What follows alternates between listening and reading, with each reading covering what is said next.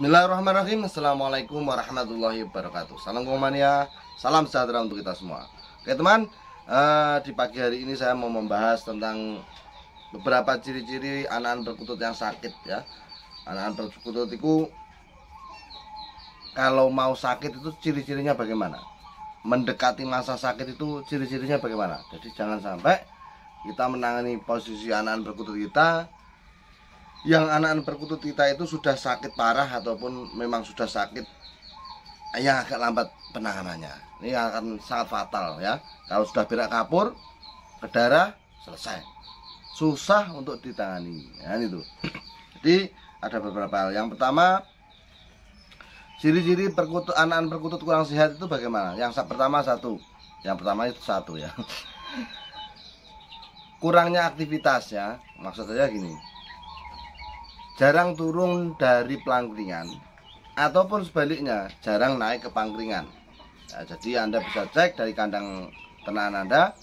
Kalau Anda anakan perkutut yang mempunyai ciri-ciri seperti ini, perlu diperhatikan betul-betul ya. Kadang bulunya belum mengkorok, bulunya masih bulu sehat, tapi aktivitas dia tidak seperti biasanya, yaitu di bawah terus, naik cuma sore hari ataupun sehari sekali dua kali, ataupun di pelangkringan terus nggak mau turun. Ini sangat berbahaya ya. Awal mula dari sakit seperti ini ya, ciri-ciri awalnya seperti ini. Oke, diperhatikan betul-betul. Yang pertama ini biasanya terjadi awal betul, jadi ciri-ciri yang lain belum saya sebutkan. Nanti kalau yang kedua, ketiga makin parah. Yang kedua, kurangnya nafsu makan ya. Jadi kalau nomor satu ini biasanya kalau di bawah terus ya mau makan, tapi kalau yang di atas jelas enggak kan, jarang turun kan itu. Tapi yang kedua, malas makan. Dalam arti gini, namanya malas makan ini berarti ciri-ciri perkutut yang di atas tadi ya, jarang turun, ini malas makan. Tapi posisi burung biasanya bulu masih bagus, belum mengkorok. Kalau bulu mengkorok, teman-teman sudah paham kan ya.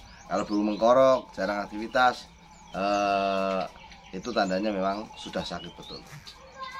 Nah, yang pertama, yang kedua, yang ketiga,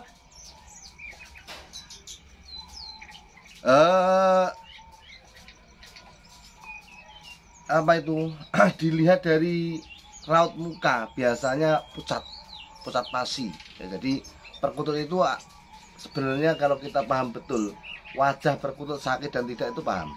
Nah, ini kalau teman-teman yang belum begitu bisa memprediksi ya, pakai cara nomor 1 dan 2 tadi ya, karena pemahaman akan karakter si burung ini memang sangat susah ya.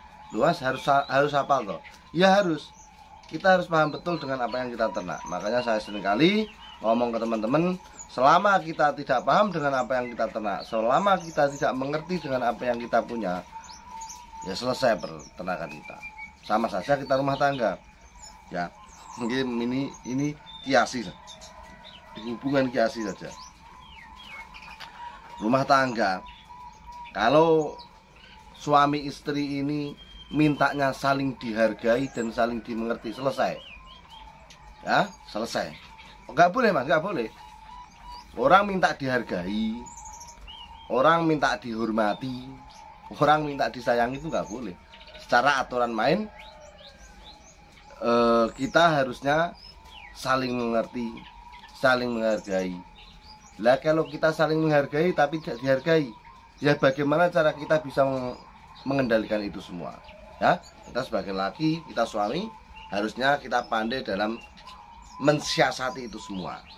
Buatlah trik sebaik mungkin. Seperti halnya di perkutut, orang peternak itu rata-rata perkututnya disuruh ngertiin kita, tapi kita tidak mau ngertiin perkututan itu.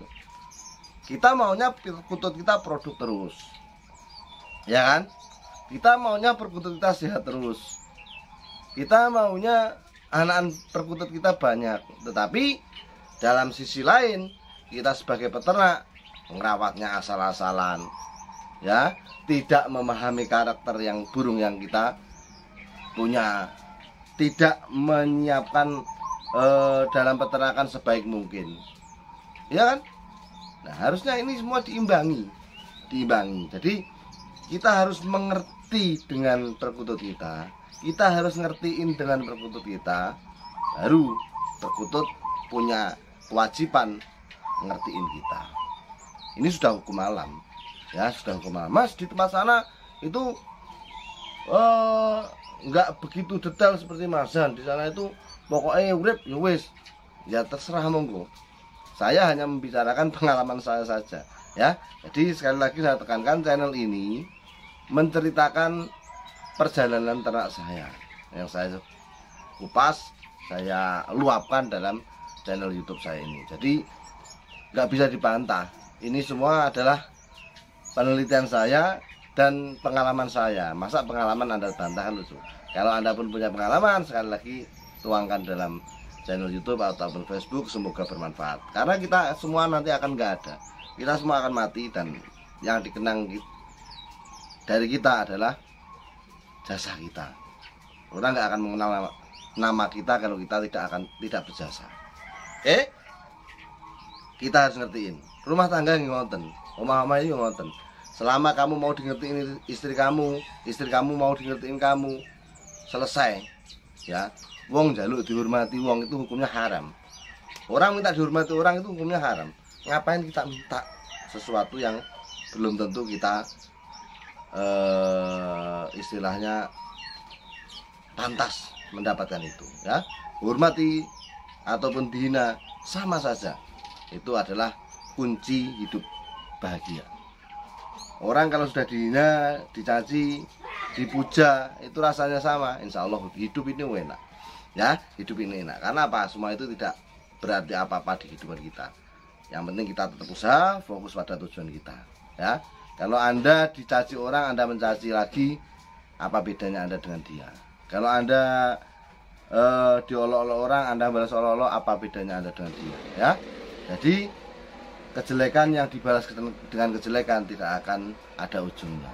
Tetapi kejelekan yang Anda balas dengan kebaikan akan selesai di situ, nggak akan kemana-mana. Oke? Apa Mas pernah mengalami? Saya pernah mengalami lika-liku kehidupan itu yang sangat luar biasa. Sampai saya itu dari muda, ya ini cerita pengalaman saya. Dari muda itu sampai saya itu punya cita-cita tidak hidup di Jawa. Dulu saya itu pernah seperti itu. Waktu saya umur belasan tahun, mungkin sekitar umur 15 sampai 20 tahun saya punya cita-cita seperti itu. Nah, perlu Anda ketahui, mindset saya itu dari umur 10 tahun. Saya masih ingat betul. Dari umur 10 tahun itu saya sudah membayangkan nanti di umur 25 tahun saya menikah. Ya, ingat, saya ulang lagi. Jadi saya itu punya kelebihan yang ya alhamdulillah. Di umur 10 tahun ke bawah saya masih ingat. Bahkan masa-masa saya disuruh ibu saya joget di depan mbah saya, di teman budi saya, itu saya masih ingat betul. Ya, saya masih ingat betul. Nah, kecil saya dulu dipanggil oleh mbah sayangan saya, Mbah Samad, itu dipanggil ganden. Karena kepala saya besar. Ya, kepala songkok mbah saya pakai itu, ukuran songkok mbah saya itu mampu pas saya pakai songkoknya. Oke, lanjut ke topik. Jadi itulah liku-liku kehidupan, teman. Jadi kita sebagai manusia harusnya punya kenang-kenangan di hidup ini. Sampai saya mati pun YouTube saya insya Allah masih tonton orang. Dan semoga saja tidak menyakiti pihak lain. Kalaupun menyakiti, saya mohon maaf yang besar-besarnya. Bukan niat saya untuk melakukan hal itu. Oke teman, jadi sekali lagi, dalam ternak perkutut itu ada sistem saling mengerti. Kalau kita mau ngertiin perkutut kita, mau paham akan karpe piye manukku iki, paham dengan apa maunya perkutut kita, insya Allah perkutut kita pun akan paham apa mau kita. Oke teman, jadi itu ya ciri-ciri perkutut yang pertama, kedua, ketiga, yang keempat adalah paruh kotor. Ya, ini sangat perlu diperhatikan. Jadi sebelum perkutut itu sakit teman, jadi sepengetahuan saya sudah saya bahas di video yang lalu, mungkin 1 tahun yang lalu sudah saya bahas. Perkutut yang mau sakit itu biasanya paruhnya kotor. Ketika paruh kotor itu mau terjadilah malas makan dan malas aktivitas, akhirnya bulu berdiri tadi. Kalau bulu berdiri, berak sudah kabur ataupun merah, selesai.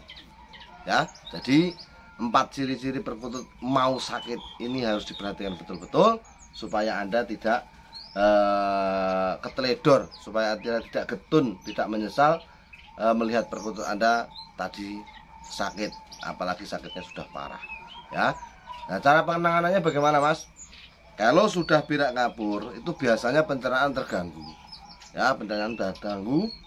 Salah satu obat yang saya pakai dulu, karena saya sekarang jarang mengalami ya dulu. Ini karena sekarang sudah nggak sakit lagi karena antisipasi tadi. Sebelum sakit saya obati Super N ya. Kalau antisipasi saya cukup seperti biasanya, saya kasih Super N dan lain-lain ya. Empon-empon di asinan. Empon-empon itu apa? Ya kencur, kunyit, jahe, istilahnya obat herbal yang saya aduk dalam asinan tadi.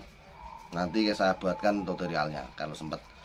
Jadi kalau rawatannya cukup Super N. Tetapi kalau untuk penanganan sudah berak seperti ini, biasanya saya lolos sedikit kasih trimisin ya, bisa dibeli di toko kios-kios makan. Namanya trimisin, itu ada yang cair, ada yang bubuk, ada yang pil ya, ada yang cair, ada yang pil, ada yang bubuk, mungkin ada sekarang. Tapi yang saya pakai itu pil ya, pil obat. Itu saya gerus, ukurannya berapa dikira-kira sendiri ya. Peternak harus pandai mengira-ngira, memahami dengan kebutuhan perkutut kita ya. Trimisin cari di toko-toko obat, insya Allah ada. Oke teman, itu saja, semoga bermanfaat. Salam perkutut. Nah, cara memakainya bagaimana, Mas? Nanti tanya lagi. Pengobatannya cukup 3 kali sehari biasa ya, pagi siang sore, pagi siang sore. Trimisinya ya, pagi siang sore. Lolohnya sedikit, jangan banyak-banyak. Kalau Anda loloh banyak-banyak biasanya malah berujung kematian. Ya, karena dia posisi sakit, pencernaannya terganggu. Kalau kekenyangan beresiko fatal. Makanya lolohnya cukup pagi dan sore, itu pun sedikit saja. Tapi kalau pengobatannya pagi, siang dan sore.